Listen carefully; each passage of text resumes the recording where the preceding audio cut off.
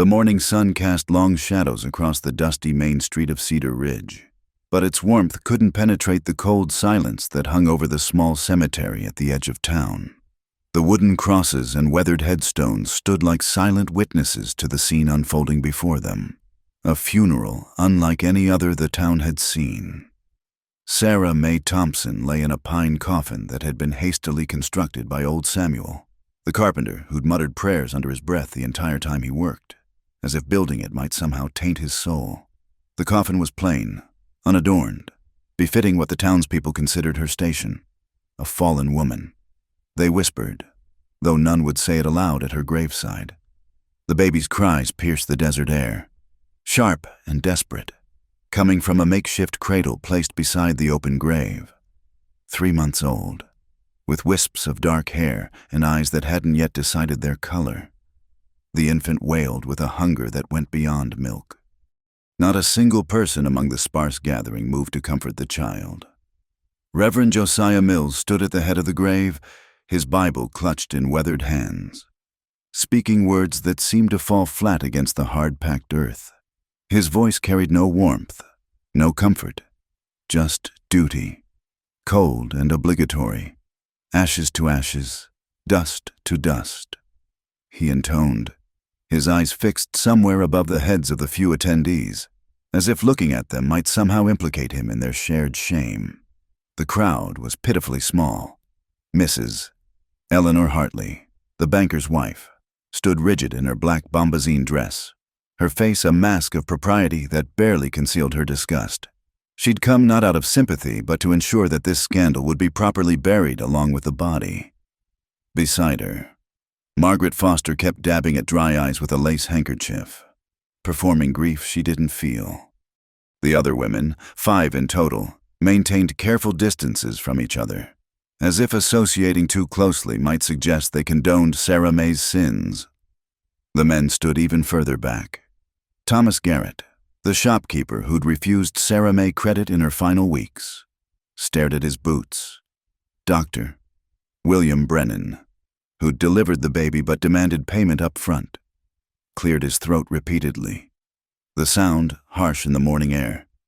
Not one of them looked at the crying infant. She brought this upon herself. Mrs. Hartley murmured to Margaret, though her whisper carried clearly in the stillness. No ring, no husband, parading around town with that growing belly like she had no shame at all. The baby's cries intensified, tiny fists waving in the air, seeking comfort that wouldn't come. The sound seemed to accuse them all, but still, no one moved. They stood frozen, bound by the invisible chains of their own making, propriety, prejudice, and the peculiar cruelty of those who consider themselves righteous. Martha Collins, the elderly midwife who'd helped bring the child into the world, took a half-step forward, then stopped. Her weathered hands trembled slightly before she clasped them firmly together. She'd already risked enough by attending the birth. To show more compassion now would mark her as sympathetic to sin. "Someone should," young Emma Watson began, then fell silent under the sharp glare of Mrs. Hartley. Emma was only 17, new to marriage and the ways of the town. She'd learn, they all knew. She'd learn to harden her heart like the rest of them. The grave diggers, 2 Mexican laborers named Miguel and Carlos, stood apart with their shovels, waiting. They exchanged glances, and Miguel's hand twitched as if he might reach for the child, but Carlos shook his head almost imperceptibly. They couldn't afford to lose this work, not with families to feed. Reverend Mills closed his Bible with a snap that echoed like judgment. "Let us pray for the soul of the departed," he said, though his tone suggested Sarah Mae's soul was already beyond the reach of prayer. The gathered crowd bowed their heads, but their prayers, if they prayed at all, were more likely focused on distancing themselves from the scandal than on mercy for the dead. The baby's cries had become hoarse now, desperate little gasps that spoke of exhaustion as much as need. The sound scraped against whatever remained of conscience in the crowd, but fear proved stronger than compassion. To touch that child, to claim it or comfort it, would be to accept responsibility for it. And in Cedar Ridge, in the year 1882, The child of an unwed mother was a burden no respectable person would bear. "What's to become of it?" Margaret whispered, using the impersonal pronoun that made the infant seem less human, less deserving of care. "The county will take it." "Doctor," Brennan said gruffly, "there's an orphanage in Tucson. They'll send someone." But they all knew the truth. The orphanage was overwhelmed, underfunded. Children died there more often than they lived. The baby would be just another unmarked grave, another casualty of righteousness worn like armor against human kindness. The sun climbed higher, and the heat began to build. Sweat beaded on foreheads and dampened collar stays. But still, the gathering maintained its frozen tableau. The gravediggers shifted impatiently. They had other work waiting, other holes to dig in the unforgiving earth. It was then that the sound came. Hoofbeats, steady and unhurried, approaching from the desert.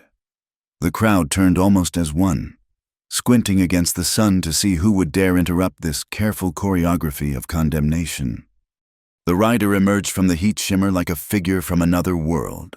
Tall, broad-shouldered, mounted on a paint horse that moved with the smooth gait of an animal born to the desert. His hair was black as crow feathers, worn long and held back by a simple leather cord.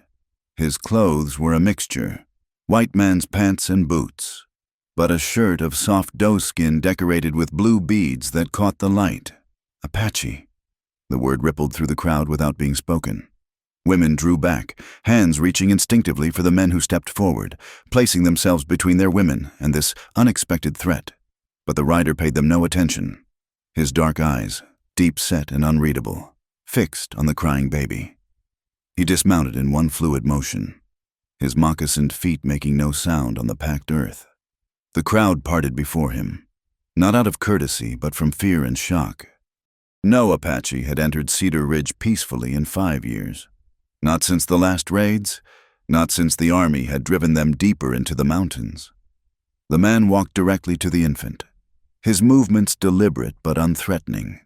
He knelt beside the makeshift cradle, and his large, work-hardened hands reached for the baby with a gentleness that seemed at odds with everything the townspeople believed about his kind. The baby's cries stuttered, then stopped as the Apache lifted the child against his chest. He murmured something in his own language, sounds that flowed like water over stone, and the infant quieted completely, tiny fingers grasping at the beaded decoration on his shirt. "You can't," Reverend Mills began, then stopped, uncertain what authority he had here. The Apache looked up then, his gaze moving slowly across the gathered faces.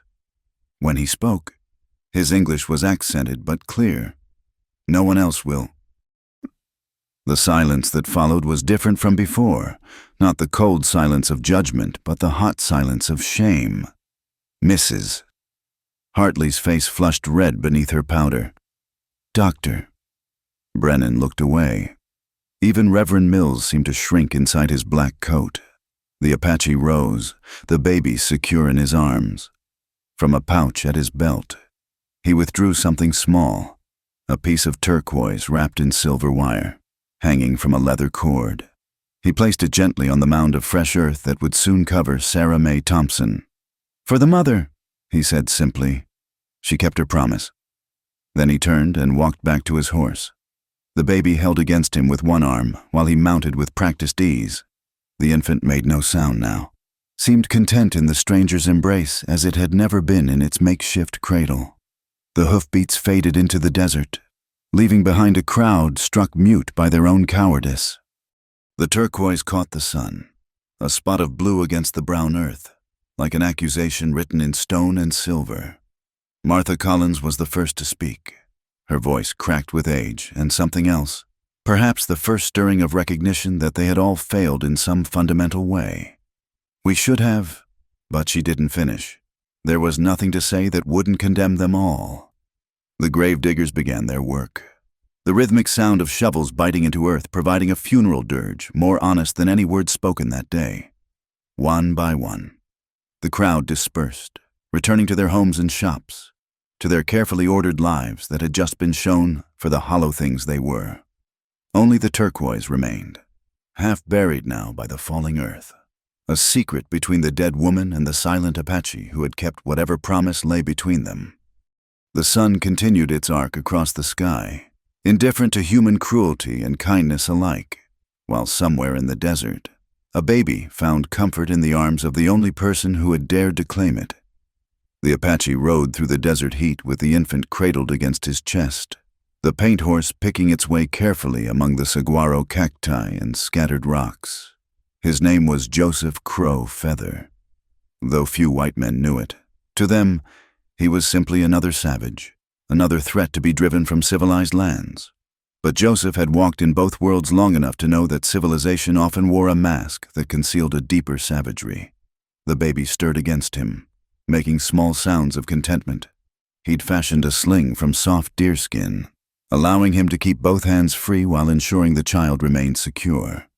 Every few hours, he stopped in the shade of a mesquite tree, feeding the infant from a bottle he'd prepared with goat's milk, knowledge learned from watching Mexican shepherds tend orphaned kids. Joseph stood over 6 feet tall, unusual for an Apache, with the lean strength of a man who'd spent his life in the harsh beauty of the desert. His face bore the weathered lines of 45 summers, and his dark eyes held depths that spoke of losses too numerous to count. He rarely smiled, but when he looked down at the baby, something softened in his expression. He spoke to the child in the old language, words that rose and fell like wind through canyon walls. "Little one," he murmured, "your mother called you something in secret, but until I learn that name, you are Tiny Bird, for you are as helpless as a hatchling fallen from its nest." The town of Cedar Ridge lay 3 hours behind them now, but Joseph could still feel the weight of their stares, their fear mixed with revulsion. He'd known what his presence would cause: panic, hatred, the quick reach for weapons, but he'd made a promise, and among his people, promises to the dying were sacred. As the sun began its descent toward the western mountains, Joseph guided his horse toward a hidden spring he knew, where cottonwoods provided shade and the water ran clear. He dismounted carefully, mindful of the sleeping infant, and set about making camp with the efficiency of long practice. From his saddlebags, he withdrew more supplies: cloth for diapers, a blanket woven by his sister, and a small wooden cradle he'd carved himself in the weeks leading up to this day. Sarah May had sent word through the Mexican traders, telling him when her time was near. He'd prepared as best he could, though caring for an infant was as foreign to him as the white man's ways of worship. The baby woke as he settled her into the cradle, her eyes, blue like her mother's, blinking up at him with that unfocused intensity of the very young. Joseph dipped a cloth in warm water and gently cleaned her face, his large hands impossibly gentle. "Your mother was brave," he told the infant in English now, practicing the words she would need to know. "Braver than those who judged her. She came to the desert when no one else would help, heavy with you, seeking medicine for the sickness that grew in her chest." He remembered that day 8 months ago. Sarah May Thompson, barely able to walk, had appeared at the edge of the Apache camp like a ghost. The soldiers had driven his band deep into the mountains, but she'd found them anyway, guided by desperation and the whispered directions of a Mexican woman who took pity on her. Joseph had been gathering herbs when he saw her collapse. His first instinct had been to stay hidden. Contact with whites brought nothing but trouble, but something in her desperation, the way she clutched her swollen belly even as she fell, moved him to act. She'd been dying even then, though she tried to hide it. The coughing sickness, the whites called it consumption, was eating her from the inside. She'd come seeking the old remedies, the desert plants his grandmother had taught him to use. But some sicknesses were beyond even the ancient medicine. "Help my baby," she'd whispered, her blue eyes bright with fever. "When I'm gone, they won't take her. The father." She'd broken off, coughing blood into a handkerchief already stained beyond redemption. Joseph had tended her as best he could, easing her pain with willow bark tea and the old songs. She'd stayed 3 days, hidden in a cave away from the main camp. His people had argued. Harboring a white woman could bring the soldiers down on them. But Joseph had claimed the right of sanctuary, an old law that even the most fearful respected. In those 3 days, Sarah May had told him her story in fragments. The man who'd promised marriage, then disappeared when her condition became known. The way the town had turned against her, as if the life growing inside her was a disease that might spread. The doctor who'd refused to treat her cough unless she could pay in advance. "Promise me," she'd said on the last day, pressing a small leather journal into his hands. "When I die, come for her. I've written her name inside, the name I chose, not what they'll call her."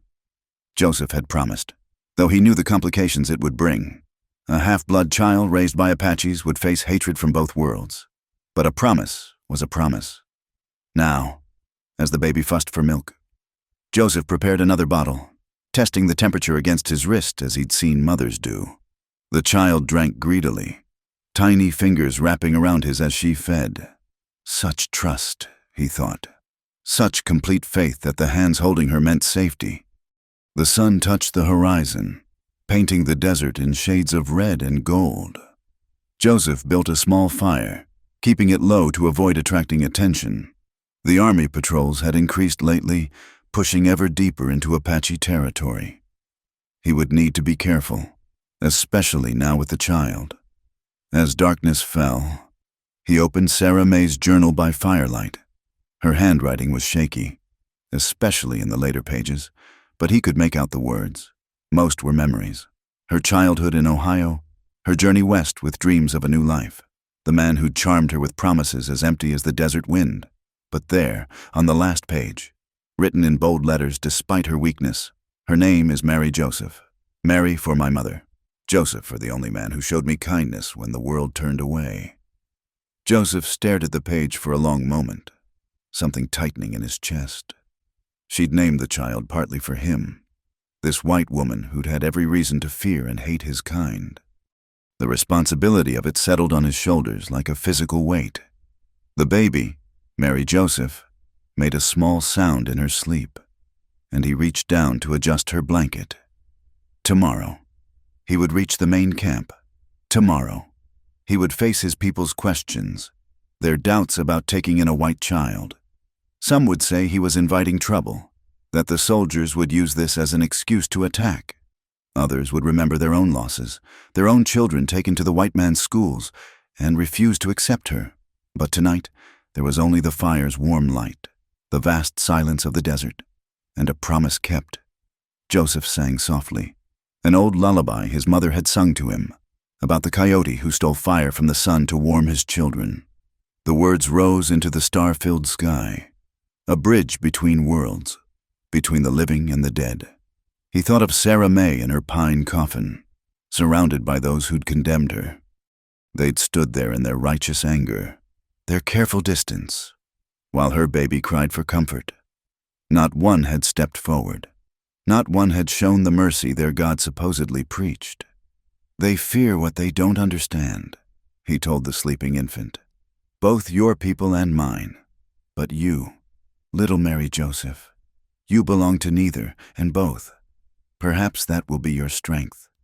A coyote howled in the distance, answered by another, then another, until the desert rang with their wild song. Joseph added wood to the fire and settled back against his saddle, the baby's cradle within arm's reach.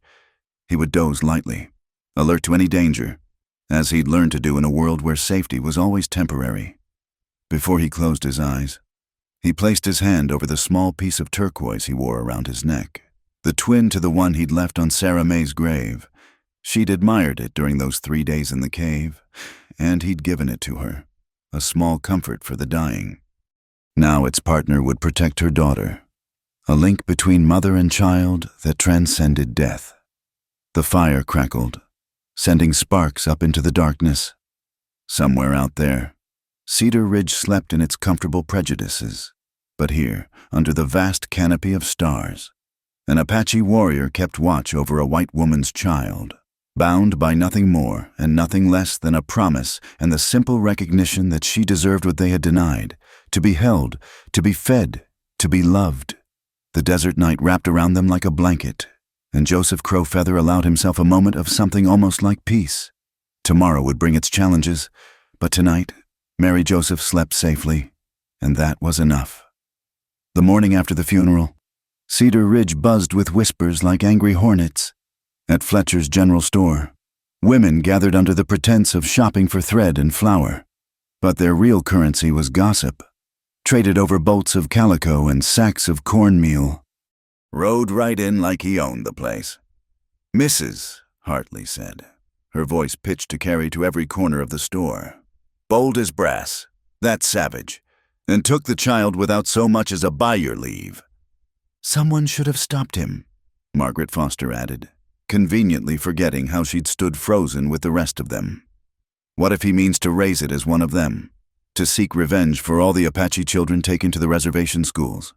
Thomas Fletcher, the shopkeeper, busied himself arranging canned goods, trying to appear uninterested in the women's chatter, but his hands shook slightly as he stacked the tins. He'd been there.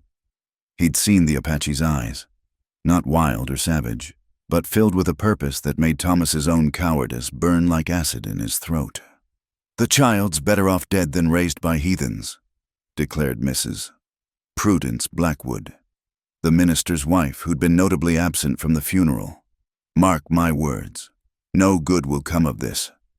Young Emma Watson stood near the door, ostensibly examining ribbons but really trying to reconcile what she'd witnessed with what she was hearing.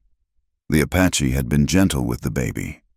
She wanted to say, gentler than any of us, but she held her tongue, already learning the survival tactics of a woman in a small town. At the Crimson Dollar Saloon, the men's version of events took on a different shade.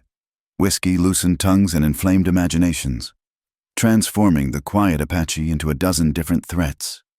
"Could have been a raid," Jake Morrison slurred, though everyone knew the man had been passed out drunk in the alley during the funeral. "Testing our defenses like one Apache ain't a raid," Samuel the carpenter said quietly. He sat apart from the others, nursing a single beer. He'd built Sarah May's coffin, and the weight of it still pressed on his conscience. "Could be the father," someone suggested, and the saloon fell silent. The possibility hung in the air like smoke. It would explain the Apache's claim on the child, his strange words about a promise, but it also raised questions none of them wanted to examine too closely, about Sarah May, about the nature of her fall from grace, about their own assumptions.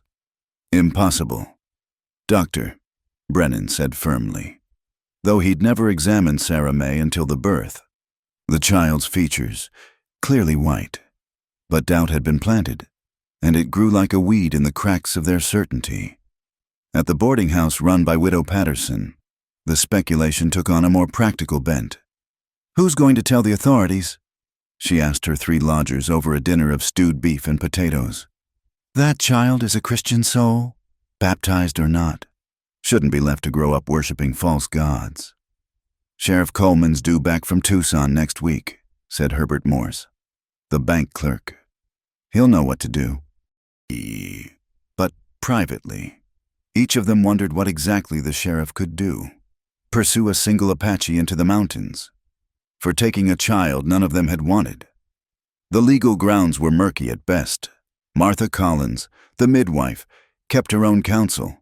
She'd delivered the baby 3 months ago, had seen Sarah May's desperate love for the child. While others speculated, Martha remembered. She remembered Sarah May's fevered words during labor, her mentions of a promise made, a debt to be paid. At the time, Martha had dismissed it as delirium. Now, she wondered. As the days passed, the story grew in the telling. The Apache became taller, more menacing. Some claimed he'd threatened them, though none could say exactly what he'd said beyond those 4 words. "No one else will." The baby's cries became screams of terror in the retelling, though Emma Watson remembered clearly how quickly the child had quieted in the Apache's arms. The most elaborate theories emerged in the church sewing circle, where idle hands truly became the devil's workshop. "Perhaps Sarah May sold her soul," suggested Mrs. Abigail Winters, her needle flashing in the afternoon light. "Made some unholy pact with the savages for protection. She was seen heading into the desert months ago," another woman added. "Said she was gathering herbs, but who knows what really happened out there." Reverend Mills tried to restore order, reminding them that gossip was a sin, But his words lacked conviction. He too was haunted by the funeral, by the Apache's dignity in the face of their collective cowardice. The Mexican community, segregated to the far side of town, had their own whispers. They spoke of Joseph Crowfeather, a man who walked between worlds. Some had traded with him, exchanging goods for the herbs and remedies he gathered. They knew him as honorable, a man of his word. But they kept this knowledge to themselves, having learned the hard way that defending Apaches brought nothing but trouble. Miguel, one of the gravediggers, told his wife about the turquoise token left on the grave. It meant something, he insisted. A promise, perhaps, or payment of a debt. His wife crossed herself. The dead have their secrets. Better to leave them buried. But secrets, like seeds, have a way of pushing through even the hardest ground. A week after the funeral, a traveling peddler brought news from Fort Buchanan. A white woman had been seen at the Apache camp months ago, seeking treatment for consumption. The soldiers had dismissed it as rumor, but now the gossips of Cedar Ridge seized upon it like prospectors finding gold. That's where she went. Mrs. Hartley announced triumphantly. When decent folk turned their backs on her sin, she ran to the savages. The irony of her words, that they had driven Sarah May to seek help from those they considered beneath them, was lost on most, but a few, like Martha Collins and young Emma Watson, felt the sting of truth in it. At night, when Cedar Ridge settled into uneasy sleep, some residents found themselves standing at their windows, looking out toward the dark mountains where the Apache had vanished. They thought of the baby, wondered if she was safe, if she was fed, if she cried for the civilization they'd denied her. Thomas Fletcher lay awake thinking of the small store credit he'd refused Sarah May, telling himself he'd had no choice, that extending charity to fallen women was bad business. Doctor. Brennan justified his demand for advance payment by remembering all the patients who'd never paid their bills. Each person constructed their own fortress of rationalization, but the foundations were shaky, even Mrs. Hartley, that pillar of propriety, found herself haunted by the image of the Apache placing the turquoise on Sarah May's grave. Such a gentle gesture from a savage. It didn't fit the narrative she'd spent years constructing. The children of Cedar Ridge, with their unclouded vision, asked uncomfortable questions. Why didn't anyone hold the baby? Little Susan Mills asked her mother. Was she sick? Hush, was the only answer. That's not for children to worry about. But the children worried anyway, in the way children do when they sense the adult world has failed in some fundamental way. As the second week dawned, the whispers began to change.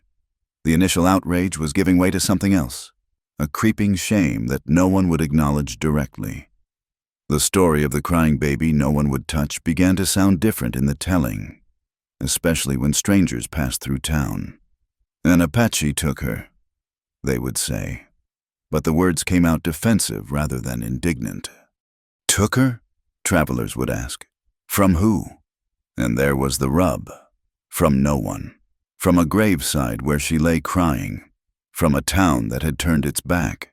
In the privacy of confession, some began to admit their doubts to Reverend Mills. Perhaps, Mrs. Watson ventured, perhaps God sent the Apache to save the child from our hardness of heart. Reverend Mills had no easy answers. His theology didn't have room for God working through Apache warriors. But then, his theology hadn't had room for a baby crying at her mother's funeral while Christians stood by doing nothing. The whispers continued, growing and changing like a living thing. Some began to speak of Sarah May differently, not as a fallen woman, but as a desperate mother. The Apache transformed in some tellings from savage to savior. The baby became not a symbol of sin, but of innocence abandoned. But these changes came slowly, fighting against years of prejudice and carefully maintained social orders. For most, it was easier to cling to the old stories, the comfortable certainties that made their world make sense. Still, in quiet moments, when the desert wind carried the sound of coyotes calling to each other across the vast darkness, the people of Cedar Ridge remembered. They remembered a tall Apache kneeling beside a crying baby, his hands gentle as any mother's. They remembered 4 words that cut through all their pretenses. No one else will. And in those moments, the whispers died away, leaving only the silence of truth too painful to speak aloud. Martha Collins couldn't stop thinking about the leather journal she'd glimpsed among Sarah May's few possessions. As the midwife who'd attended the birth, she'd been asked to gather the dead woman's belongings from the small room she'd rented at the edge of town. Most items had been sold to pay for the burial. A few dresses, a worn Bible, a silver hairbrush that might have been her mother's. But Martha had kept the journal, telling herself she'd burn it later to protect Sarah May's reputation.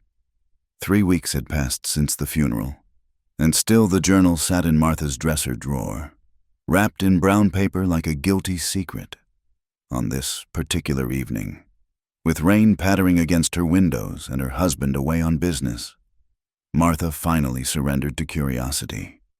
She lit the oil lamp in her parlor and settled into her rocking chair, the journal heavy in her lap. The leather cover was worn soft, and Sarah May's name was embossed in small gold letters on the front. Martha hesitated one last moment, then opened it. The early pages held the ordinary dreams of a young woman, descriptions of her journey from Ohio, her hopes for finding work as a seamstress, her first impressions of Cedar Ridge.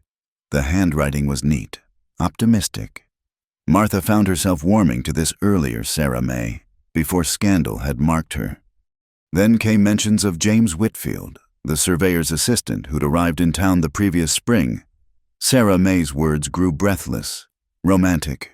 She described his blue eyes, his promises of marriage once he'd saved enough money, the little house they'd planned to build near the creek. Martha knew how that story ended. James Whitfield had left town abruptly in September, claiming urgent business back east. He'd never returned. By then, Sarah May's condition was becoming visible. The entries grew darker after that. Sarah May wrote of friends who crossed the street to avoid her, of losing her seamstress work, of the minister refusing to let her attend services. The desperation bled through the pages like water stains. Then, in November, the writing changed again.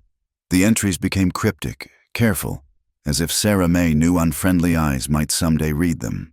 But Martha, who'd lived long enough to read between lines, began to understand. Found help where none expected it. One entry read, "The desert provides for those the town abandons." Another, "He knows remedies the town doctor never learned.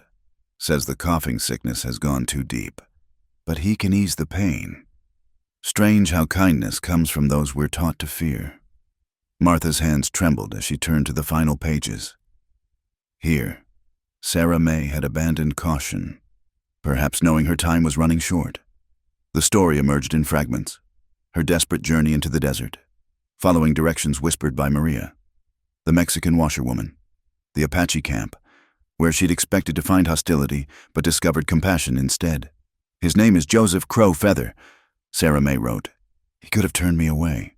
A white woman bringing nothing but trouble. Instead, he gave me shelter, medicine for the pain, and something more precious, dignity. He looks at me and sees not a fallen woman but a mother trying to save her child." The next entry was dated 2 days later. I told him about James, about the town's judgment, about my fears for the baby. He listened without condemnation. When I broke down crying, he sang something in his language. A prayer, perhaps, or a lullaby. I didn't understand the words, but I understood the kindness. Martha had to stop reading. Her vision blurred with unexpected tears. She'd been among those who'd whispered about Sarah May, who'd maintained careful distance even while delivering the baby. The shame of it burned like lye soap. The final entry was written in a shaking hand. Some words barely legible. "I am dying. We both know it. Joseph has promised to come for her when I'm gone. I've named her Mary Joseph. Mary for my mother. Joseph for him. It's right that she carry the name of the one who will save her. I pray she grows up knowing both worlds, belonging fully to neither but taking the best from each. The town will not understand. They'll see only an Apache stealing a white child. They'll never know he's keeping a promise to a dying woman, being the father she needs when her blood father fled like a coward. Let them whisper. Let them judge. My daughter will know love, and that matters more than their approval. To whoever finds this, if you have any charity in your heart, remember that I loved my daughter. Remember that I found grace in an unexpected place. And know that sometimes God's angels come in forms we don't expect, speaking languages we don't understand, offering salvation we don't deserve. Martha closed the journal, her heart pounding. She understood now why Joseph had said she kept her promise at the graveside. There had been an exchange. Sarah May had promised something in return for his vow to care for the child. But what? She turned back to the middle pages, reading more carefully. There, a passage she'd skimmed before. Joseph's sister died last winter, trying to birth a child. He carved a cradle that was never used. He says perhaps the Creator meant it for my baby. I want to believe that's true. The pieces fell into place. A grieving Apache who'd lost a sister and the child she carried. A dying white woman with a baby who would be abandoned. Two broken people finding solace in an impossible promise. Martha stood abruptly, pacing her small parlor. This knowledge burned inside her. The truth that could change how the town saw everything. But would they listen? Would they care that their assumptions had been wrong? That the savage they feared was honoring a sacred trust? She thought of Sheriff Coleman, recently returned from Tucson, who'd been making noises about forming a posse to rescue the child. She thought of Mrs. Hartley organizing a petition to send to the territorial governor. She thought of Reverend Mills preaching about the corruption of innocent souls.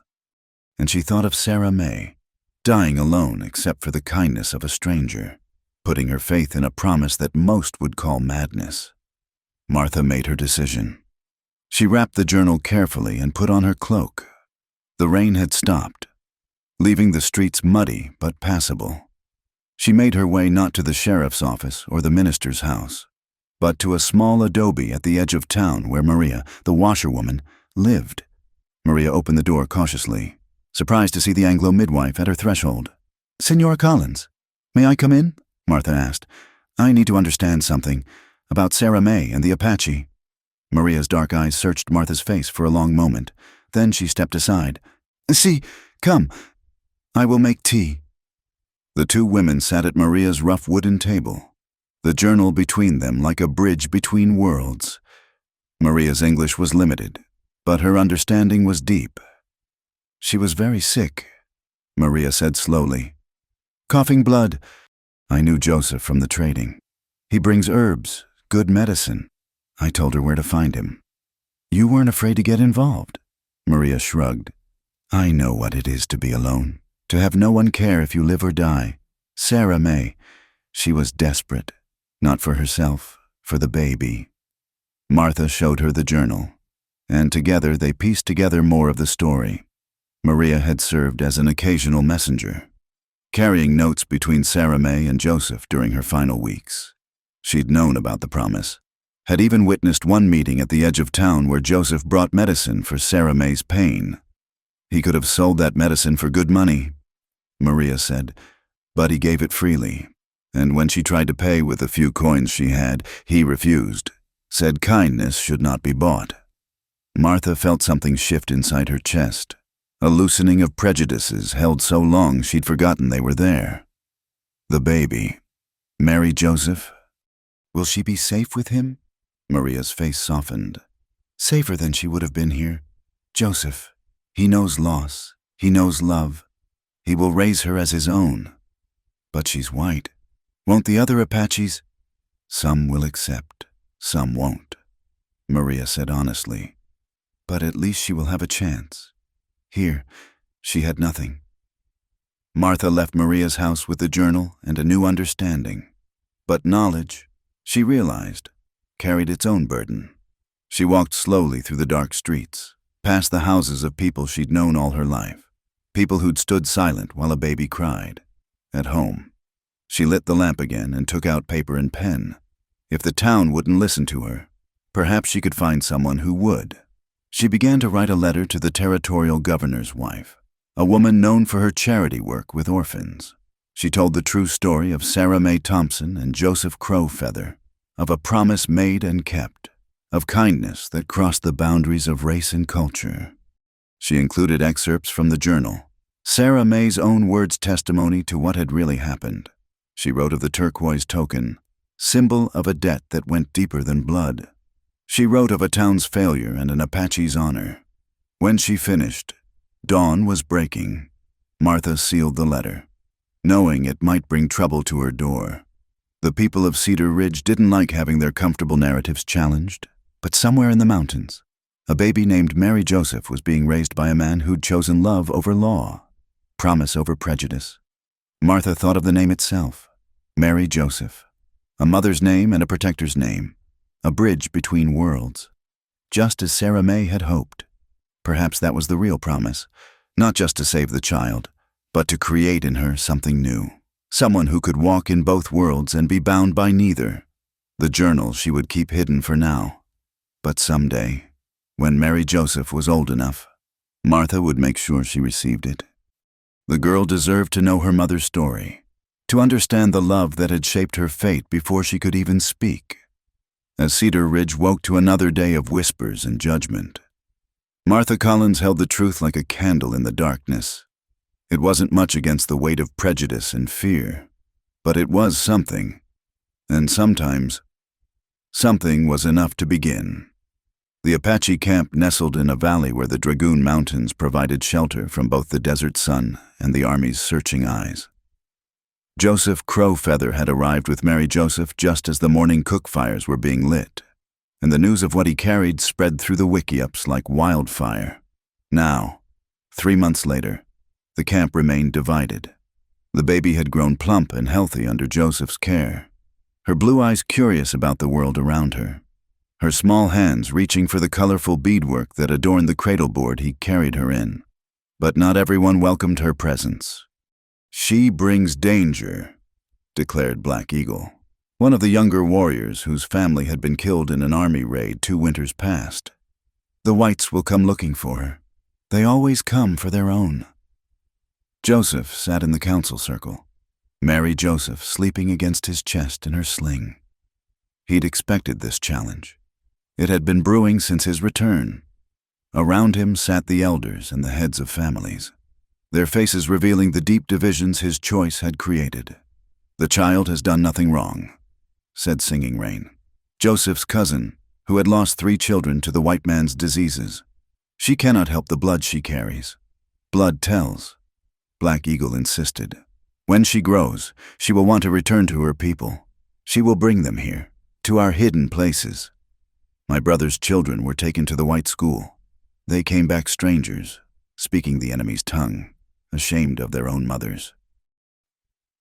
White Dove, an elder woman whose word carried weight, studied the sleeping infant. "This one is different. She came to us through promise, not theft. Joseph did not steal her from the whites. He saved her from their cruelty." "Their cruelty to their own," another man pointed out. "What does that matter to us? Let them devour each other." Joseph had remained silent throughout the debate, following the custom that allowed others to speak first. Now, as the voices died down, he stood slowly, careful not to wake Mary Joseph. "I speak not as one who asks permission," he said, his voice carrying the authority of his years and his losses. "The child is here by right of promise. I gave my word to her dying mother, and that word is sacred." "Sacred?" Black Eagle's voice dripped scorn. "To promise a white woman, where was their sacred word when they burned our winter stores, when they shot our horses and left us to starve?" Joseph's eyes hardened. "I do not answer for all Apache, and this child does not answer for all whites. She is one baby, orphaned and abandoned. If we become like them, turning away the helpless because of their blood, then we have already lost the war that matters, the war for our souls." Dancing Wolf, the eldest present, raised his hand for silence. His voice, when it came, was like wind through dry leaves. "I have lived through many seasons of pain. I have seen our children taken, our land stolen, our ways forbidden. But I have also seen what hatred does to the heart. It eats from the inside, like the sickness that killed this child's mother." He paused, his ancient eyes moving around the circle. Joseph Crowfeather lost his sister and the child she carried. The Creator took them but sent another child in need. Who are we to say the Creator is wrong? The Creator sent a white child to an Apache camp? Black Eagle challenged. The Creator sent a child, Dancing Wolf corrected. We made her white or Apache. She is simply a child. But the divisions ran deeper than one council meeting could heal. In the days that followed, the camp split into factions. Some women, particularly those who had lost children, helped Joseph with advice and shared their goat's milk for feeding. They taught him the old lullabies, showed him how to strap the cradle board properly, and smiled when Mary Joseph's tiny fingers grasped their offered hands. Others maintained cold distance. When Joseph walked through camp with the baby, some would turn away, pulling their own children close as if Mary Joseph's white blood was a contamination that might spread. The children themselves were curious but were often scolded for showing interest in the pale baby with sky-colored eyes. Red Moon, whose husband had been killed at Camp Grant, was among the most vocal opponents. He dishonors his sister's memory, she told anyone who would listen, replacing her child with the enemy's spawn. But Singing Rain pushed back. His sister Morning Star would understand. She had a gentle heart. She would not want a baby to suffer for the crimes of others. The practical concerns were real. The camp survived by staying hidden, moving when necessary, avoiding the army patrols that grew bolder each season. A white child could indeed bring unwanted attention. If word spread that Apaches had kidnapped a white baby, the retaliation would be swift and brutal. Joseph knew these fears were justified. He took extra precautions, keeping Mary Joseph away from the camp's edges, never taking her on trading expeditions to the Mexican settlements, but he refused to hide her away completely. She was part of the camp now, for better or worse. The breakthrough came unexpectedly. Mary Joseph fell ill with the fever that sometimes swept through the camp in the hot months. For 2 days and nights, she burned with heat, her small body limp and unresponsive. Joseph tended her desperately, using all the healing knowledge his grandmother had taught him, but the fever wouldn't break. It was White Dove who came to his wickiup on the second night, carrying her medicine bundle. "The child fights for life," she said simply. "I will help." Through the night, she and Joseph worked together, cooling the baby with wet cloths, singing the healing songs, burning sage and cedar. Other women began to arrive, first one, then another, then more. Even some who had shunned the child came, drawn by that universal pull to help a suffering infant. Red Moon was among the last to enter. She said nothing, but she brought fresh spring water and helped bathe Mary Joseph's fevered skin. When the baby's breathing grew labored, it was Red Moon who suggested a poultice her own grandmother had used. By dawn, the fever broke. Mary Joseph opened her eyes, focusing on the circle of faces around her, Apache faces that had kept vigil through the night. She made a small sound, almost like a laugh, and reached out her arms. It was Black Eagle's wife, Gray Dove, who picked her up first. She had said little during the debates, but now she held Mary Joseph against her chest, feeling the baby's heartbeat. Strong and steady. "She fights like Apache," Gray Dove murmured. "Perhaps the blood matters less than the spirit." The camp never became united in its acceptance of Mary Joseph. But after that night, the open hostility faded. She became, if not fully embraced, at least acknowledged as part of their difficult present. Some still worried about the future, about what would happen when she grew older, when her differences became more apparent. But for now, she was simply a baby who had survived, tended by a man who had chosen love over logic. Joseph continued to face challenges.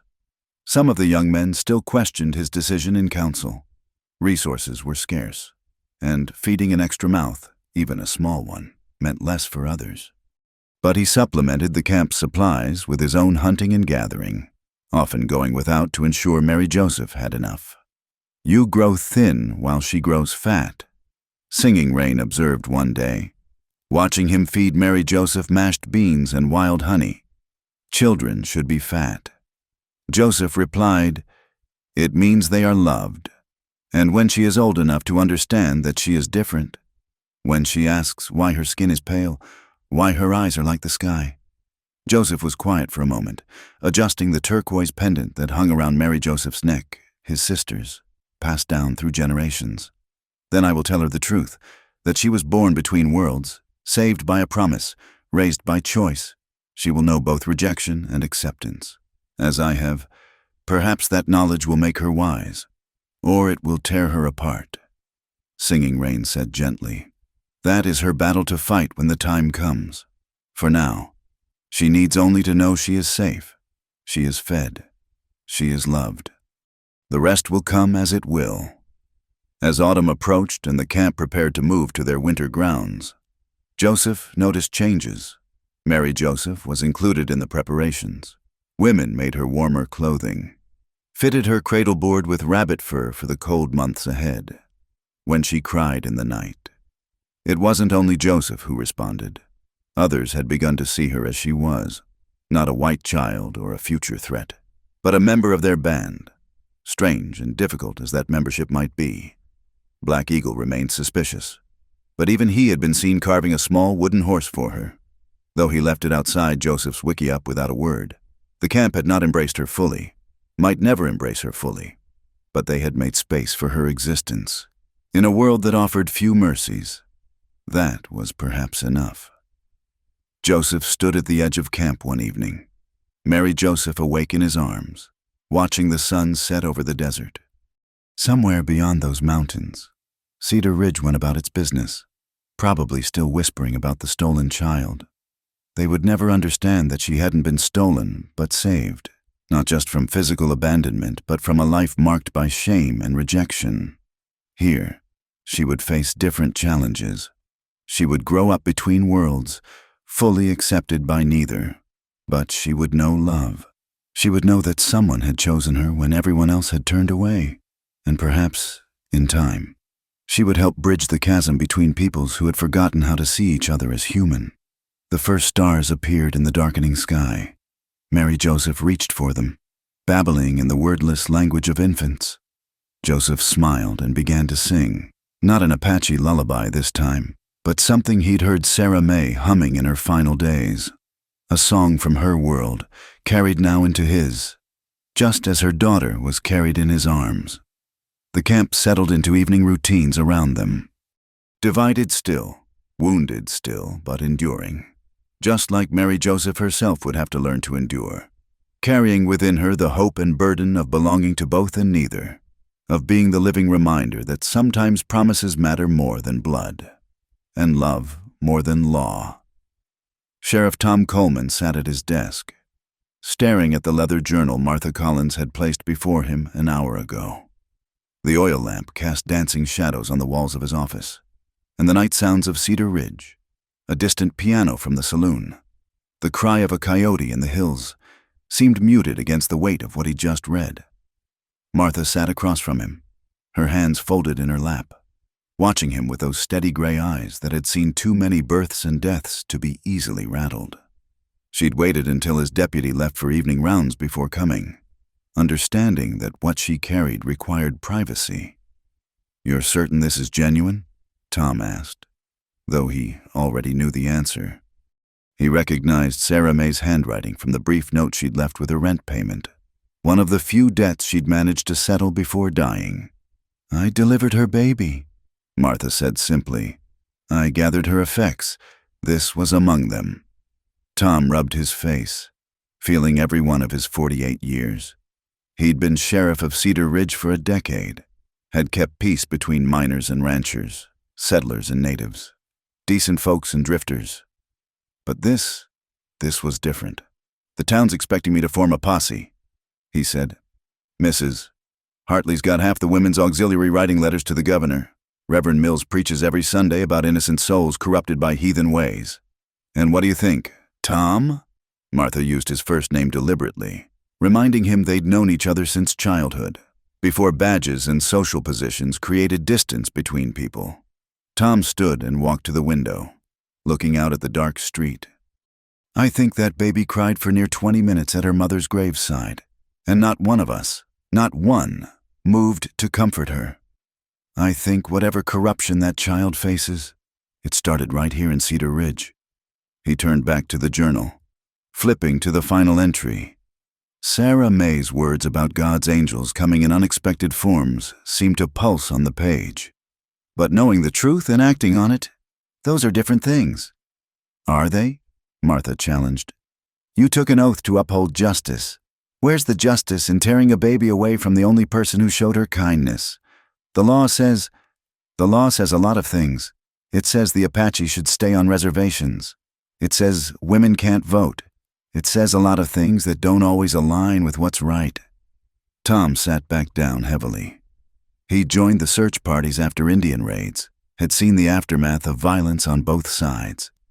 But he'd also traded with peaceful Apache, had learned enough to know they weren't the savages popular opinion painted them as. Even if I wanted to let this be, he said slowly, the town won't stand for it. They want action. They want to feel righteous again. Martha interrupted. They want to rescue that baby so they can forget they abandoned her in the first place. The truth of it stung. Tom remembered standing at that funeral, his hand on his gun as the Apache approached, ready to draw if needed. But the man had simply taken the child, gentle as could be, and ridden away. No threats, no violence. Just 4 words. No one else will. Martha leaned forward. There's more you need to know. I've been talking to Maria, the washerwoman. She served as a go-between for Sarah May and this Joseph Crowfeather. He lost his sister in childbirth last winter. Lost the baby, too. Sarah May knew this when she asked for his promise. So, he's replacing his dead sister's child with a white baby. He's honoring a dying woman's request to save her daughter. How is that different from adoption? From Christian charity? Tom laughed bitterly. You know how it's different. He's Apache. Yes, Martha said quietly. He is. And he showed more Christianity at that funeral than any of us good Christian folk. They sat in silence for a moment. Then Martha reached into her bag and pulled out a letter. I wrote to the governor's wife, told her the whole story. She writes back that she's troubled by what happened. Says maybe it's best left alone, that stirring it up now would only bring more pain. The governor's wife said that. She's more practical than her husband.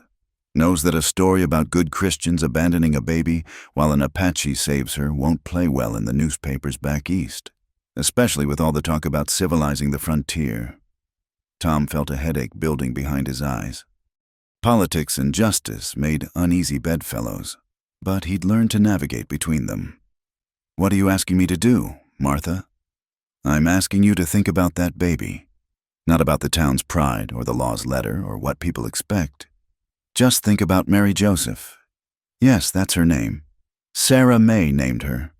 Think about whether she's better off with someone who chose her or with people who'll always see her as a symbol of shame. Tom picked up the journal again, turning to a middle passage where Sarah May described Joseph Crowfeather teaching her which plants could ease her cough, sitting with her through the worst of the pain. The image formed in his mind. A dying white woman and an Apache man, brought together by suffering and compassion. If I do nothing, he said slowly. If I refuse to form a posse, claim I can't find their camp, which is true enough. They're ghosts when they want to be. The town will turn on me. I could lose my position. Yes, Martha agreed. You could. And if I do what they want? If I ride into those mountains with armed men and try to take that baby by force? How many will die? Apache and white both? And for what? To bring her back here where she'll be the orphan girl whose mother was loose, raised grudgingly by whoever the church guilt into taking her? Martha said nothing, letting him work through it himself. Tom stood again, pacing now. There's another problem. If word spreads that Cedar Ridge let an Apache keep a white child, other towns will say we're weak, could invite trouble, make us a target. Or, Martha suggested, it could show we're strong enough to choose mercy over vengeance, strong enough to admit when we've failed. You're asking me to end my career over this. I'm asking you to decide what kind of man you want to be when you look in the mirror each morning. Tom walked back to his desk and pulled out a piece of paper. He stared at it for a long moment, then began to write. Martha watched, saying nothing. When he finished, he handed it to her. It was a report stating that he'd investigated claims of a kidnapped white child, had found no evidence of force or coercion, and concluded that the child was being cared for adequately. He cited the mother's journal as evidence of prior arrangement for the child's care. "It's not much," he said, "but it's official. Might buy some time, make some folks think twice." Martha read it, then looked up at him with something like respect. "It's more than I expected. I'll probably have to resign within the year." Tom said, "Once the fury dies down and people need someone to blame. But maybe by then, they'll have moved on to other scandals." He sealed the report and placed it in his filing cabinet. Then he picked up Sarah May's journal. "This needs to disappear. If the wrong people read it, they'll twist her words, make it sound like she was consorting with the enemy." I thought the same.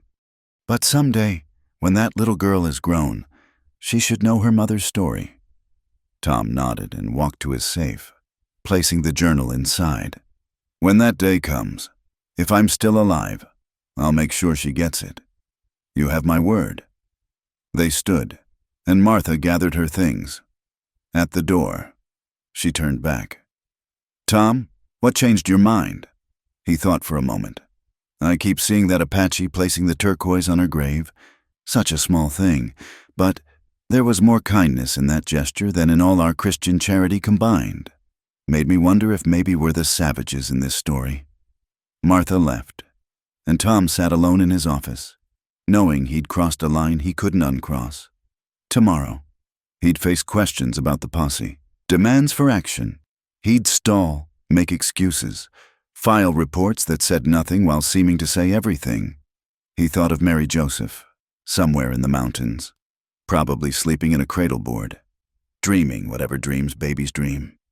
She'd grow up Apache, learn their ways, their language, but she'd also carry her mother's blood, her mother's name, a bridge between worlds.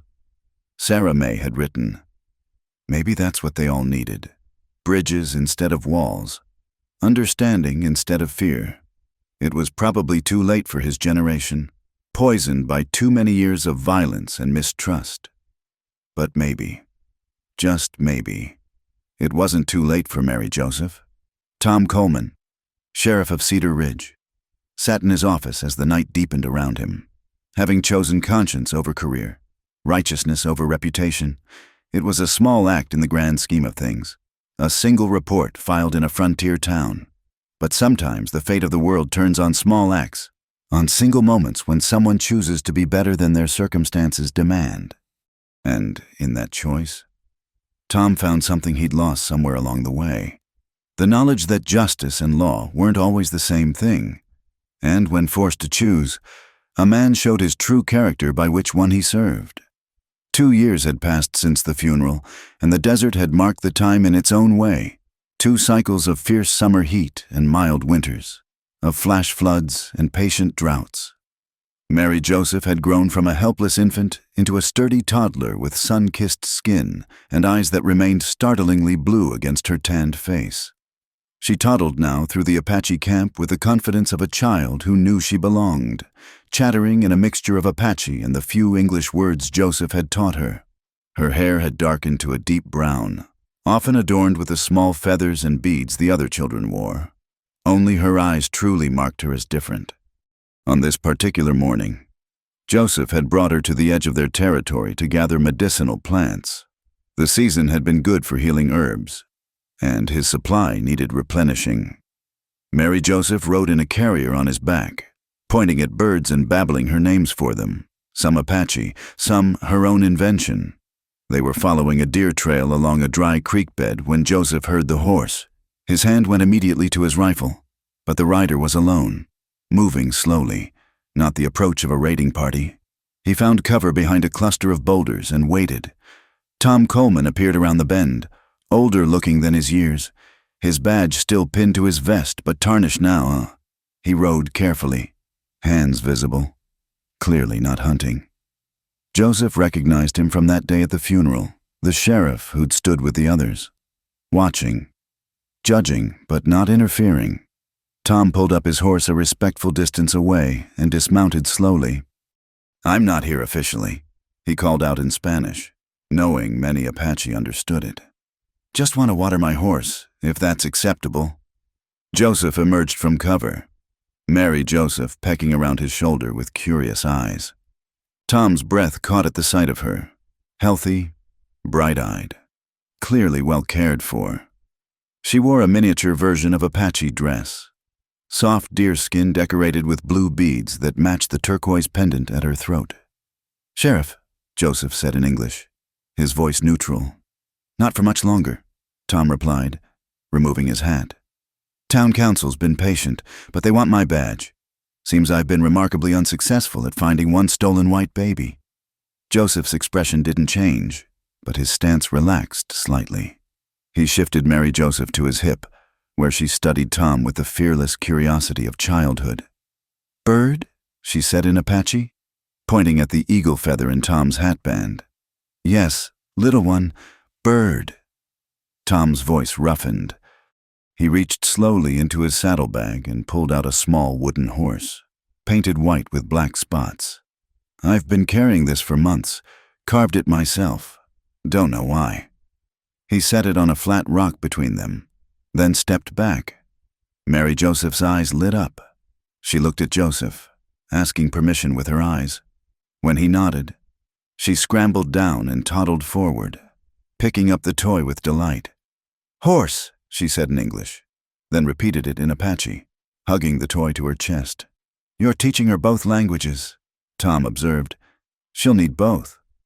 Joseph replied, "The world won't let her be just one or the other." They stood in awkward silence for a moment. Two men who should have been enemies, watching a child play with a wooden horse. Mary Joseph began making the horse gallop across the rocks, providing sound effects that needed no translation. "Is she—" Tom struggled for words. "Is she happy?" Joseph's eyes softened as he watched her play. "She laughs every day. She eats well, sleeps sound. The women compete to make her clothes. The children include her in their games. She knows she is loved. And when she's older, when she understands, then she'll understand. Truth is better than lies, even when it hurts." Tom nodded slowly. He pulled out a kerchief and wiped his face, though the morning was still cool. "I keep thinking about that day. 20 minutes, she cried, and we all just stood there. What kind of people does that make us?" Joseph didn't answer. They both knew what kind. "Her mother," Tom continued. "Sarah May. I've been reading her journal. She wrote about you, about your kindness. Said you eased her pain when our own doctor wouldn't. She was dying. Pain serves no purpose for the dying." Mary Joseph had discovered a lizard and abandoned the horse to pursue it, moving with the quick, sure movements of a child raised outdoors. Joseph watched her constantly, ready to intervene if needed, but letting her explore. "I have something," Tom said suddenly. He returned to his saddlebag and pulled out a small package wrapped in oilcloth. It was her mother's, the only thing of value she owned. I thought, when she's older. He unwrapped it carefully, revealing a silver locket on a delicate chain. Inside was a tiny photograph, Sarah May, young and hopeful, before illness and abandonment had marked her.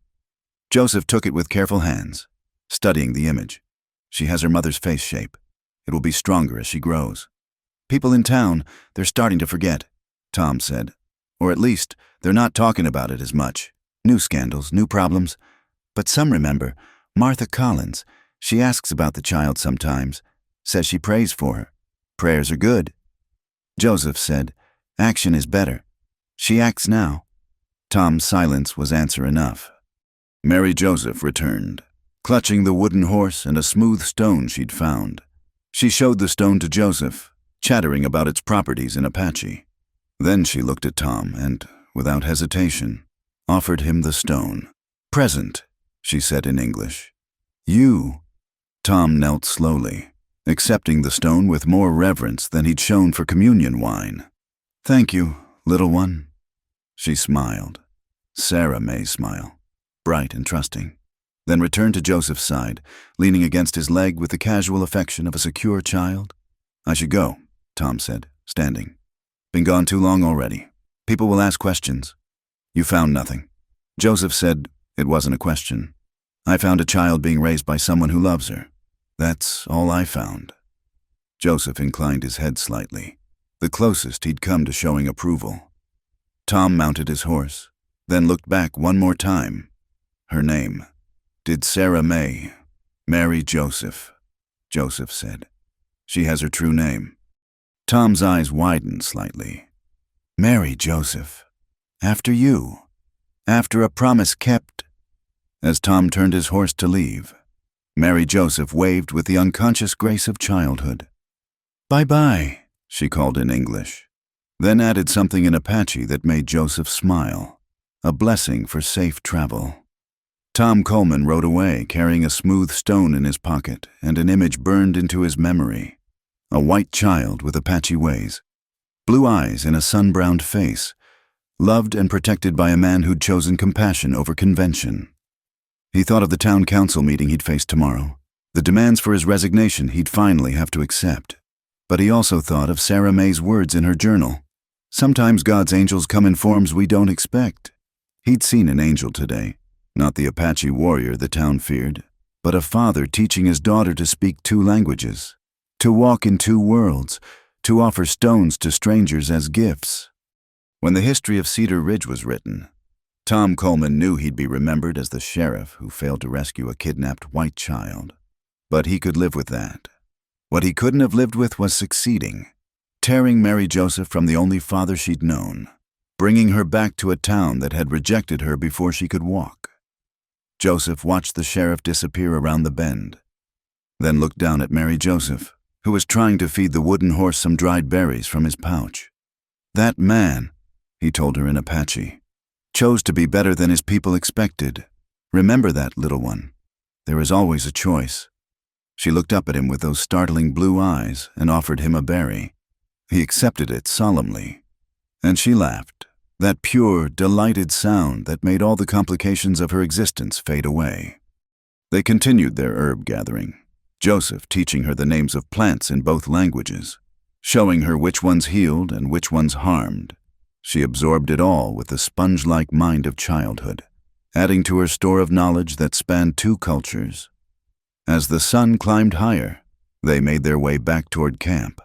Mary Joseph rode on his shoulders now, the wooden horse clutched in one hand, singing a song that mixed Apache words with English ones, creating something new, behind them, abandoned on the trail. Tom Coleman's badge glinted in the dust where he'd dropped it, a small piece of tarnished metal marking the spot where a man had chosen conscience over career, where a child had given a stone as a gift, where 2 worlds had touched briefly and found, against all odds, a moment of grace. The desert wind covered their tracks, but the memory remained, a promise of what could be when people chose love over law, understanding over fear. Mary Joseph sang on, unconscious of the profound gift she was, a bridge being built 1 word, 1 gesture, 1 wooden horse at a time. 20 years had passed since that morning at the cemetery when no one would touch the crying baby. Cedar Ridge had grown from a rough frontier town into something approaching respectability, with a new courthouse, a proper school, and streets that were occasionally graded, but memory, like desert sand, had a way of shifting and resettling, never quite disappearing entirely. Mary Joseph stood at the edge of town, where the desert began its claim on the land. She was tall for a woman, with the strong build of someone raised on hard work and open spaces. Her skin bore the deep tan of years under the desert's sun, her dark hair worn long and braided in the Apache style. But her eyes remained that startling blue, the one feature that marked her unmistakably as Sarah May Thompson's daughter. She wore a curious mixture of clothing, a practical riding skirt of the sort town women favored, but with Apache beadwork adorning the hem around her shoulders. Despite the warm morning, hung a faded shawl that had once been her mother's, retrieved years ago through Martha Collins's intervention, at her throat. The turquoise pendant caught the early light. Joseph Crowfeather stood beside her, older now, his hair more silver than black, but still carrying himself with the quiet dignity that had marked him that day at the funeral. He had raised her as his own, taught her the songs and stories of his people, the healing plants and tracking skills. But he had also insisted she'd learn to read and write English, had traded herbs and hides to pay a Mexican teacher to come to their camp. "You don't have to do this," he said in Apache, watching her face. Mary Joseph smiled, the expression transforming her serious features. "Yes, I do. It's time." She carried a leather journal, her mother's, finally given to her on her 18th birthday. She had read it so many times the pages were soft as cloth. She knew her story now. All of it. The scandal, the abandonment, the promise between a dying woman and a grieving man. She knew the names of those who had stood silent while she cried. And she knew the name of the one who had stepped forward. They walked down Main Street together, an Apache elder and a young woman who belonged to both worlds and neither. People stopped to stare. Some were old enough to remember, their faces cycling through recognition, shame, and uncertainty. Others were newer to town, curious about the unusual pair, but unaware of the history. Mary Joseph's destination was the small church at the center of town, the same church where her mother had been denied entry in her final months. Reverend Mills had long since passed, replaced by a younger minister named Paul Garrett, who had no connection to the old scandal. But the congregation gathered for the morning service included many who remembered Mrs. Hartley, now elderly and walking with a cane, sat in her usual front pew. Martha Collins was there, her hair white as snow, but her eyes still sharp. Thomas Fletcher, the shopkeeper who had refused credit, hunched in a back row. Even Tom Coleman had come, no longer sheriff, working now as a carpenter. His conscience lighter, but his position in town forever diminished. Mary Joseph and Joseph entered just as the service was beginning. Conversations died mid-sentence. The minister, confused by the sudden silence, looked up from his Bible to see them standing in the doorway. "All are welcome in God's house," he said, though his voice wavered with uncertainty. They sat in the last pew, Mary Joseph's back straight, her hands folded over the journal in her lap. The service proceeded with painful awkwardness, the congregation distracted, the minister stumbling over familiar prayers. When it came time for members to share testimonies or concerns, a heavy silence fell. Mary Joseph stood. "My name is Mary Joseph Thompson," she said, her voice clear and carrying. She spoke in English, but her accent carried traces of Spanish and Apache, marking her journey through languages. 20 years ago, my mother was buried in your cemetery. I was 3 months old. I cried at her graveside for 20 minutes, and not one person here would touch me. The silence deepened, becoming something physical, pressing down on the congregation like the heat before a storm. "Not one," she repeated, looking around the room, meeting eyes that quickly looked away. "Until Joseph Crowfeather rode in and claimed me. The man you called a savage showed more Christianity that day than any of you." Mrs. Hartley's face had gone pale, her knuckles white on her cane. Martha Collins watched with something like pride. Tom Coleman stared at his hands. Mary Joseph opened the journal. "My mother wrote, 'Sometimes God's angels come in forms we don't expect, speaking languages we don't understand, offering salvation we don't deserve.' She was dying of consumption, carrying a child whose father had abandoned her. And you, this Christian community, turned your backs. She found mercy in the desert, among people you call heathens." "Now see here," Fletcher began, but Mary Joseph's steady gaze silenced him. "I'm not here for your apologies," she continued. "They would mean nothing now. I'm here to tell you who I am, to stand in this place that rejected my mother and declare that I exist. I am Apache by raising, white by blood, and belongs fully to neither world. But I am loved. I was chosen. I was saved by a man who kept a promise when all of you kept your distance." She pulled the shawl tighter around her shoulders. "My mother named me Mary Joseph, Mary for her mother, Joseph for the only man who showed her kindness. I carry both names with pride.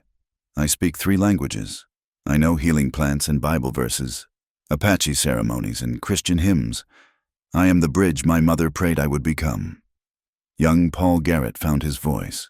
"Miss Thompson, We cannot answer for the sins of the past, but— I don't ask you to, Mary Joseph interrupted.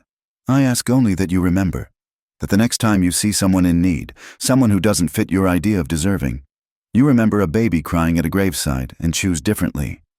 She walked to the front of the church, each step measured and deliberate. From her bag, she withdrew something small, a piece of turquoise wrapped in silver wire, twin to the one Joseph had left on her mother's grave 20 years ago. For the church, she said, placing it on the altar. A reminder. Then she turned and walked back down the aisle, Joseph rising to join her. At the door, she paused and looked back one more time. My mother's name was Sarah Mae Thompson. She was brave and kind and flawed and human. She loved me enough to ensure I would be cared for, even if it meant giving me to those you feared. Remember her name. Remember mine. Remember that mercy sometimes comes from unexpected places, and that the choices we make in our moments of testing reveal who we truly are. They left then, walking back out into the morning sun. Behind them, the church sat in stunned silence. Finally, Martha Collins stood. Everything she said is true, Martha announced. I was there. We all failed that day. Failed Sarah Mae. Failed her baby. Failed our faith. That child grew up loved and cared for because an Apache man had more compassion than any of us. One by one, others began to speak, some defending, some confessing, some simply sitting with the weight of truth. The turquoise gleamed on the altar, a permanent reminder of the day grace came in unexpected form, and they had been too blind to see it. Outside, Mary Joseph and Joseph walked back toward the desert. At the cemetery gate, she stopped. I want to see her grave. They found it easily. A simple marker that Martha Collins had paid to have installed years later.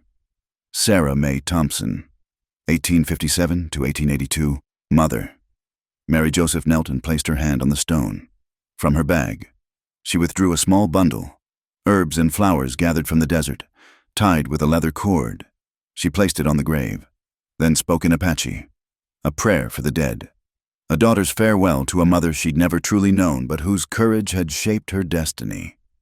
Joseph stood behind her, his hand on her shoulder. She would be proud, he said in English.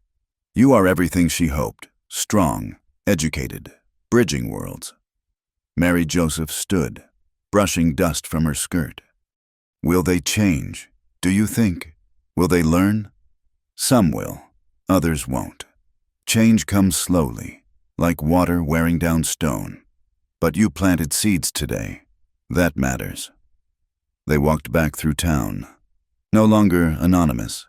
People watched from windows and doorways, some with hostility, some with shame, a few with something that might have been respect. Mary Joseph met each gaze steadily, neither challenging nor retreating. At the town limits, their horses waited. They mounted and turned toward the mountains, toward home. The journal and the shawl came with them, links to a past that had shaped but not defined them. The turquoise remained in the church, a challenge and a reminder. As Cedar Ridge disappeared behind them, Mary Joseph began to sing an Apache traveling song Joseph had taught her as a child. Her voice rose into the clear morning air, carried on the desert wind. It was a song of journeys and homecomings, of finding your path between worlds. Joseph joined her on the second verse, their voices blending in harmony. They rode on, grandfather and daughter by choice rather than blood, living proof that love transcends the boundaries humans create behind them. Cedar Ridge grappled with the mirror that had been held up to its face. Some would dismiss Mary Joseph's words, clinging to old prejudices, but others would remember. A crying baby, a silent crowd, an Apache riding in like an angel dressed in buckskin and turquoise.